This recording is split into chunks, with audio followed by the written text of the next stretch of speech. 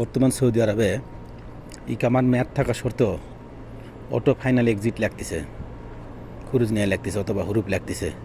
এরকম সমস্যাটা বর্তমান দেখা যাইতেছে। এর মূল কারণ হচ্ছে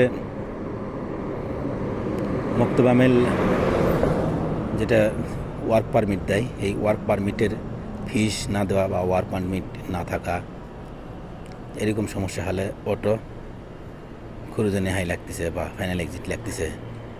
এই সমস্যাটা হলে আপনারা কপিলের সঙ্গে যোগাযোগ করবেন। আর এই সমস্যাটা সমাধানের উপায় হচ্ছে আপনারা অবশ্যই সবসময় অ্যাপসের চালু রাখবেন এবং অ্যাপসেরটা সবসময় চেক দিতে হবে।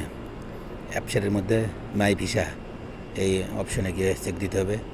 এবং আরেকটা জিনিস আছে, আপনার ওয়ার্ক পারমিট আছে না নাই সেটা কীভাবে বুঝবেন, সেটা দেখার জন্য আপনাকে অবশ্যই ক্রোম ব্রাউজারে গিয়ে আপনার ইকামা প্রিন্ট চেক করতে হবে।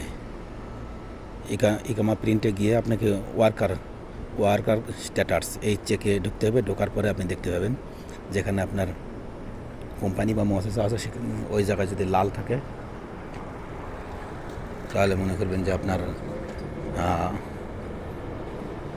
সমস্যা হবে, আর যদি ওখানে গ্রিন থাকে তাহলে কোনো সমস্যা হবে না।